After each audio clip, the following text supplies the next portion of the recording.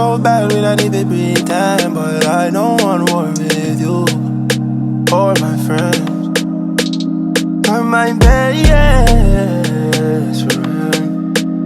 You're my best friend. He said true, probably can party, yeah. Because true, you're my best friend. Hey everybody, welcome to my channel. It's been so long since I've actually sat down and made a video. I think it has been over a year, and this is a video that's long overdue, but I'm finally making it. I'm trying to become more consistent, so I'm gonna try to drop a video at least every week. So the topic that I am choosing to do today is about my lower jaw surgery. Here is my story. I was born with an overbite, and I also had crooked teeth because I had to get my braces first and they had to straighten up my teeth. So whenever they did the surgery, they would align it properly. So after maybe like maybe like 2 years of having braces on, they finally decided my teeth were straight enough for me to have this surgery. So I had to drive 2 hours every couple weeks for appointments. First surgery was done, I believe, over the summer. Yes, I believe over the summer of 2016. I want to say, of 2016 or 15. They had me in this little curtain place. I was sitting there, my little cap and my little gown, and they made me sign this paper because they told me that whenever they pulled it up, they weren't 100% sure how far they were going to pull it up, and it might make my face look weird. They wouldn't know 100% until they were doing the surgery, meaning that they may have to break and push my chin back. I just remember the lady coming up, putting something up my nose, and I had to like it up, and I remember it burning the back of my throat. Then I remember them putting this mask on my face. They told me to count down. I started counting down, and then everything went. Next thing I know, I wake up and I'm in this other curtain room, or the same curtain room, and feeling lots and lots of pain to my face. I remember waking up and seeing my dad first. I'm trying to talk, as much as I can. I'm in a lot of pain. So apparently I woke up a little bit earlier than I was supposed to, and they had to hurry up. It wasn't like unbearing pain, but I felt pain, and they finally went and they got me the pain medicine. I only spent one night at the hospital but they sent me home the next morning. I was on a liquid diet for, I would say, I don't remember, maybe like a liquid diet for like 2 weeks or a month. And then I was just on a soft food diet for maybe like a month and a half. But I did remember when I was coming back from the hospital, I told my mom that something didn't feel right. She was like, well, let me know if we need to turn back around right now, because it is a 2-hour drive. A couple weeks go by and I still kind of like, my face was better, but something just didn't seem right. Then nobody really believed me. Maybe like 6 months or 7 months later, my orthodontist decided to do an x-ray. The surgery did not completely fix my overbite, so he told me I was going to need surgery once again. He let me know, like, hey, if we do this, we're gonna do this in like 2 weeks. So I had to go to my school, let them know, because I was gonna be out of school for about a month. My face was super swollen.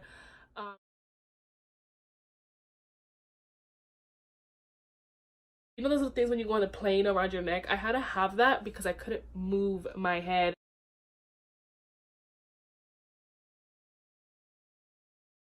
They even told me that I wasn't even supposed to have my cat in the room, and I love my cat. So they told me that I was not supposed to sleep with her in the room, but my cat sleeps with me all the time, almost every night, because they didn't want to risk infection.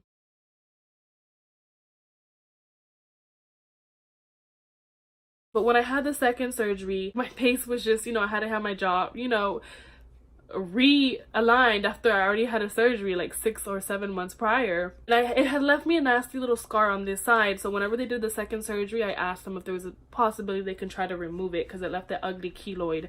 And I don't know if I have pictures of that, but I'll try to include it if I have pictures of it.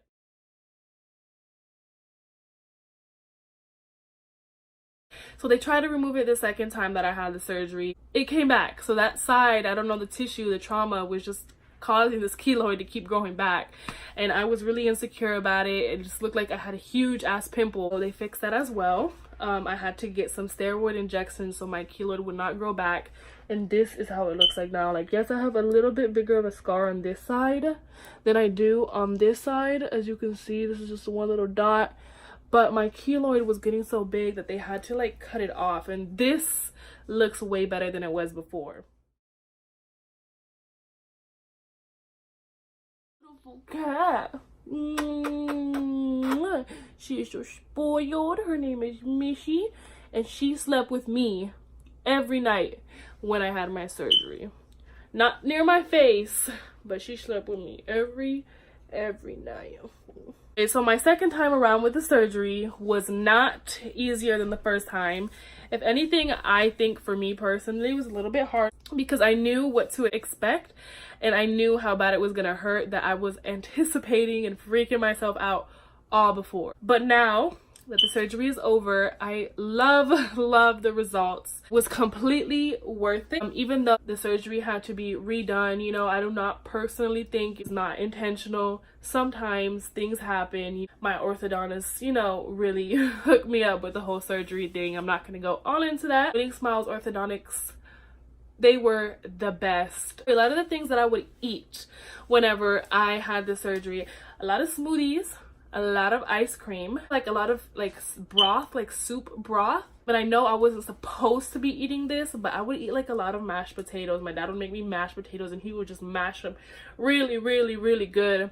And then there was a point where I could eat solid food, but I could only eat it if I cut it with a fork. If I could cut it with a fork, then I could eat it. Suck on it, kind of like just let it like moisten my mouth, and then whenever it did, I would kind of like let it slide and just swallow it. Molly, are you okay? Yeah. So I did start eating a little bit more solid food than I was supposed to before they gave me the okay. I was just hungry and I was tired of drinking liquid and I wanted some physical food. The medicine they put me on.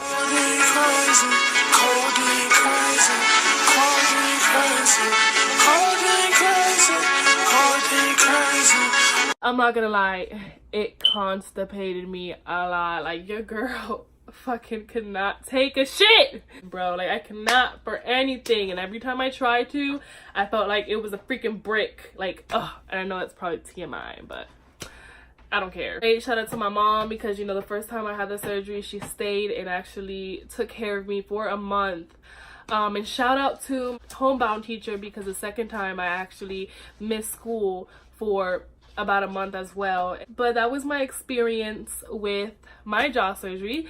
As you can see, I am completely healed. I'm content with it. If you're thinking about getting the jaw surgery, I would 100% recommend if you go to the correct doctor.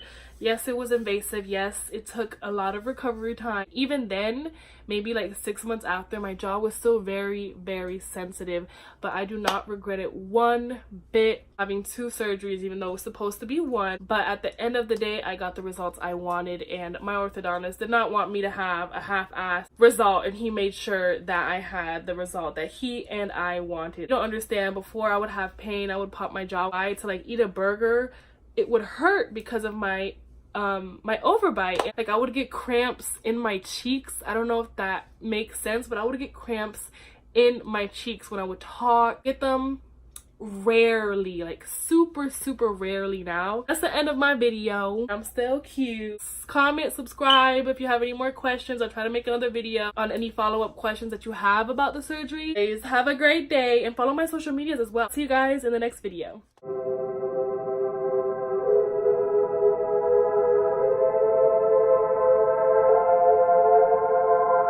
Me and Kurt feel the same, so much pleasure is pain. My girl spites me in vain, all I do is complain. She needs something to change, need to take out the ass. So fuck it all tonight.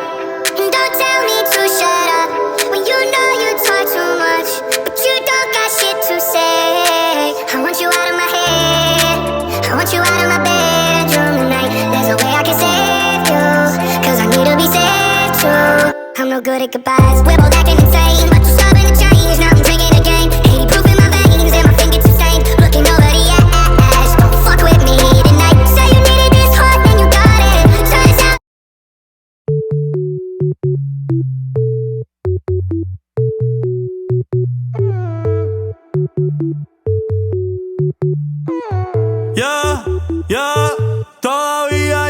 quiero, pero sé que es un error, porque ya tú no me quieres.